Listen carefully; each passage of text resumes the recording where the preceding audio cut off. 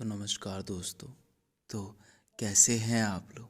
देखो, मैं फिर से आ गया एक और सच्ची डरावनी कहानी के साथ। तो दोस्तों, चलिए कहानी शुरू करते हैं। वैभव, जो कि 26 साल के हैं और उनकी अभी अभी नई नई शादी हुई है और उसकी एक खूबसूरत सी बीवी है कि दोनों हनीमून बनाने के लिए हिमाचल गए हुए थे, जहां उन्होंने 4 दिन गुजारे थे। अब उनके दिल्ली से वापस आने का समय हो गया था। दोनों अपनी गाड़ी में बैठकर दिल्ली की तरफ निकल गए। रात के 11 बज रहे थे। अब वो हिमाचल की घाटी को पार कर चुके थे। रोड बिल्कुल सुनसान थी और गाड़ी बिल्कुल तेज़ी से जा रही थी, फुल स्पीड में। अचानक वैभव को अपनी गाड़ी के सामने एक औरत नजर आई, जो कि गाड़ी रोकने की कोशिश कर रही थी।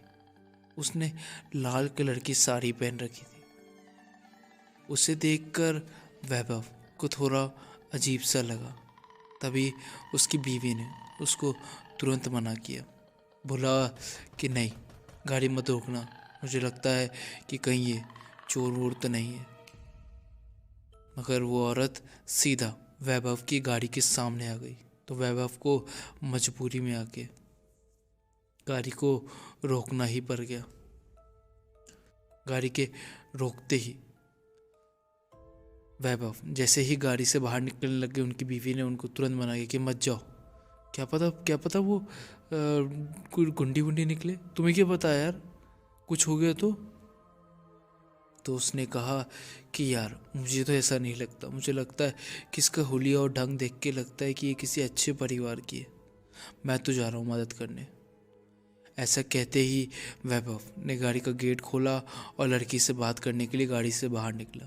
गाड़ी से बाहर निकलते ही जैसे उसने उससे बात करनी शुरू की, वो लड़की ज़ोर ज़ोर से रोने लगी। जोर जोर से रोने के बाद वैभव ने बहुत डर से और उसे सवाल पूछा कि आखिर ऐसा हुआ क्या जो कि तुम इतना इतना घबराई हुई हो। रो मत, पहले पहले बात बताओ क्या हुआ। तो उस औरत ने बताया कि मेरी गाड़ी नीचे खाई में जाके गिर गई है। वहाँ पे एक पेड़ है, उस पेड़ पे जाके मेरी गाड़ी अटकी हुई है। उसमें पीछे वाली सीट पे मेरी बच्ची है। तुम्हें प्लीज़ मेरी बच्ची को बचाना पड़ेगा। ये सुनते ही उसकी बीवी गाड़ी से बाहर आ गई। उसने भी, दोनों ने, फिर वैभव और उनकी बीवी दोनों ने खाई की तरफ जाने की कोशिश की। वैभव ने हिम्मत करके खाई में उतरने का फैसला किया। खाई में उतरते ही उसने उस गाड़ी के पीछे वाली सीट पे देखा, तो उसमें एक बच्ची बैठी हुई थी और वो बहुत ज़ोर ज़ोर से रो रही थी। गाड़ी का गेट 1000 बार कोशिश करने के बाद भी वो गेट नहीं खुल रहा था। वैभव ने कई मशक्क़तों के बाद वो गेट खोल लिया और उस बच्ची को अपनी गोदी में उठा लिया। वो बच्ची को गोदी में उठाने के बाद वो बच्ची लगातार रोते जा रही थी और अपनी माँ का नाम लेती जा रही थी और कुछ इशारा कर रही थी। तभी वैभव का ध्यान उसी गाड़ी के आगे वाली सीट पे पड़ा। उस गाड़ी का शीशा काफ़ी धुंधला था, दिख नहीं रहा था अंदर। वैभव ने अपने कपड़े से जैसे ही उस शीशे को साफ किया, उस मिरर को साफ किया, तभी उसके अंदर एक औरत पड़ी हुई थी। एक औरत थी। वो औरत के माथे पे चोट लगी थी। जब उसने गौर से देखा तो बस उसको पता चला कि ये तो वही औरत है जिसने उसकी गाड़ी रोकी थी और वो बहुत डर गया।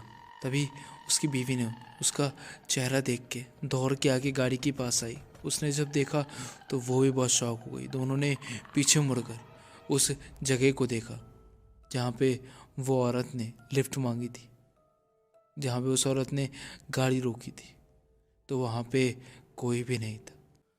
तो दोस्तों, बस यहीं तक थी कहानी।